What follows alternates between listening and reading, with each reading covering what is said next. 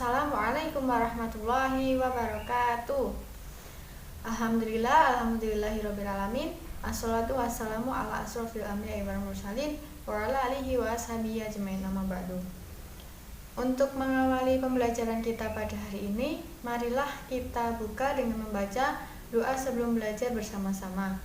Bismillahirrahmanirrahim. Raditu billahi rabba wa bil islami dina wa bi muhammadin nabiyya wa rasula. Rabbi zidni ilma warzuqni fahma. Amin. Hari ini kita akan mempelajari materi mengenai adab bergaul dengan teman dan saudara.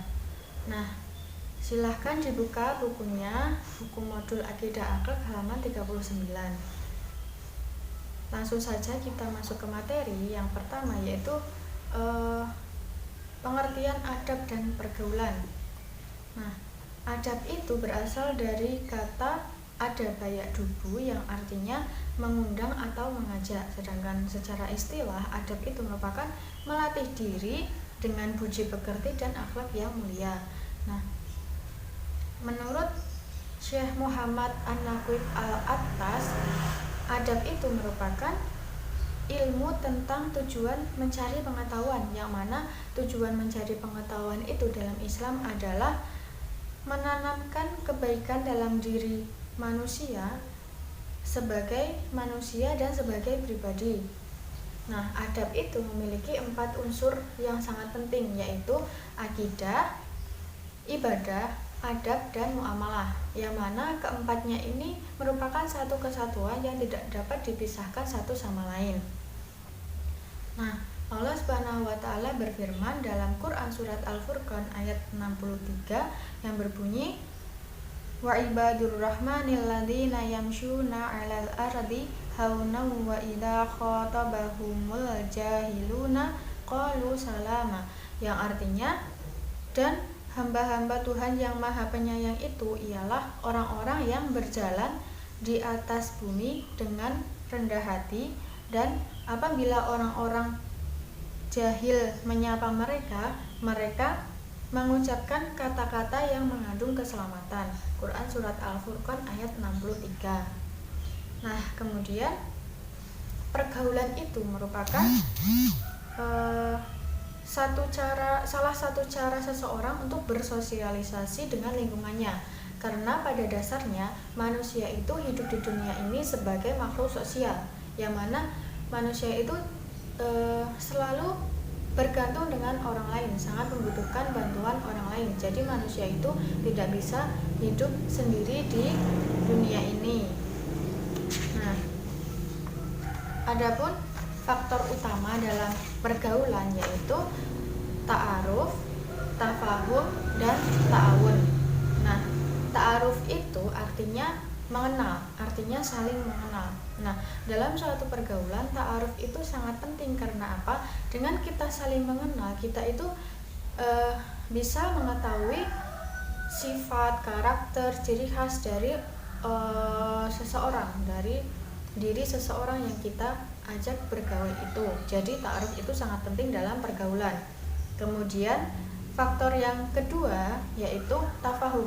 Tafahum itu artinya memahami, saling memahami. Jadi dalam suatu pergaulan, ketika kita sudah mengenal, selanjutnya kita saling memahami. Nah, dengan kita memahami seseorang, kita dapat membedakan mana yang harus kita jauhi, mana yang harus kita dekati, mana yang harus kita rangkul. Jadi dalam suatu pergaulan itu juga perlu tafahum, saling memahami.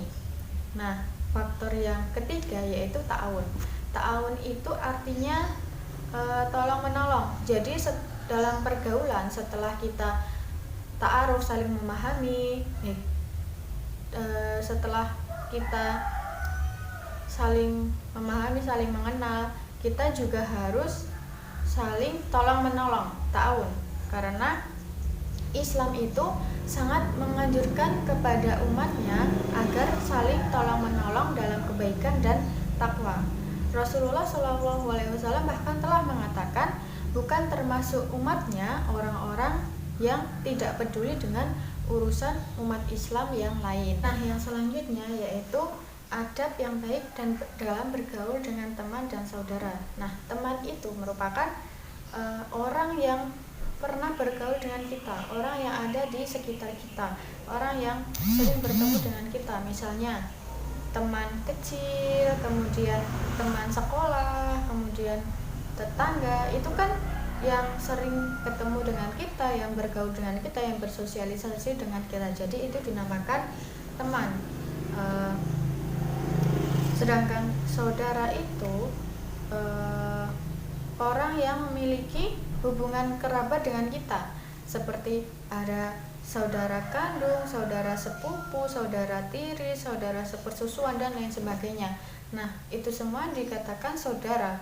Bahkan sampai garis keturunan ketujuh itu masih disebut saudara, meskipun ada yang disebut ada yang mengatakan saudara dekat, ada yang mengatakan saudara jauh, tapi itu tetap saudara kita. Nah, kemudian adapun adab bergaul dengan teman dan saudara. Yang pertama, bertegur sapa yang santun. Jadi ketika kita bertemu, kita diwajibkan untuk saling bertegur sapa, dan tentunya dengan cara yang santun, bukan dengan cara yang kasar. Kemudian yang kedua, saling silaturahmi, saling menjaga silaturahmi. Kemudian yang ketiga, memilih teman bergaul yang memiliki agama yang baik, karena teman yang kita miliki itu sangat berpengaruh pada diri kita. Jadi kalau teman kita baik, itu kita juga ikutan baik. Tapi kalau teman kita yang buruk, bahkan kita juga bisa terseret masuk ke dalam keburukan. Kemudian yang keempat yaitu menampakkan rasa senang, bersikap lembut, kemudian disertai dengan rasa sayang kepada saudara secara muslim, saudara-saudara muslim. Jadi dengan saudara itu kita dianjurkan untuk menampakkan rasa senang, menampakkan bersikap lembut, kemudian menampakkan rasa kasih sayang. Jadi ketika ketemu dengan saudara, kita itu harus ceria, tidak boleh murung. Kemudian yang kelima yaitu saling menasehati di antara saudara-saudara sesama muslim. Jadi dengan saudara-saudara itu kita harus saling menasehati dalam kebaikan dan lain-lain. Kemudian yang keenam yaitu saling menolong di antara teman. Jadi dalam pertemanan, dalam berteman itu kita harus selalu saling tolong menolong satu sama lain, karena manusia itu makhluk sosial yang tidak bisa hidup sendiri, jadi tetap membutuhkan bantuan orang lain. Jadi dengan teman kita itu harus saling tolong menolong. Nah, selanjutnya adapun dalil mengenai adab bergaul dengan teman dan saudara, salah satunya terdapat dalam Quran surat Al-Hujurat ayat 13 yang berbunyi, Ya ayuhan nasu inna khalaqnakum min zakarin wa unsa wa ja'alnakum syu'uban wa qabaila lita'arafu inna akramakum indallahi atqakum innallaha alimun khabir. Yang artinya, wahai manusia, sungguh kami telah menciptakan kamu dari seorang laki-laki dan seorang perempuan, kemudian kami jadikan kamu berbangsa-bangsa dan bersuku-suku agar kamu saling mengenal.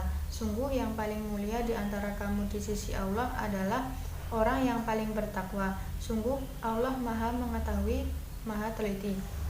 Nah, jadi dari ayat ini dapat kita pahami bahwa Allah itu telah menciptakan manusia dari laki-laki dan perempuan, kemudian dijadikan berbangsa-bangsa, bersuku-suku agar kita itu saling mengenal satu sama lain. Nah, adapun orang yang paling mulia di antara kita di sisi Allah itu adalah orang yang bertakwa kepada Allah. Nah, itu saja yang dapat saya sampaikan. Kurang dan lebihnya saya mohon maaf. Untuk mengakhiri pembelajaran kita pada hari ini, marilah kita akhiri dengan membaca doa kafaratul majelis bersama-sama. Subhanaka Allahumma wa bihamdika asyhadu an la ilaha illa anta astaghfiruka wa atubu ilaik. Sekian dari saya. Wassalamualaikum warahmatullahi wabarakatuh.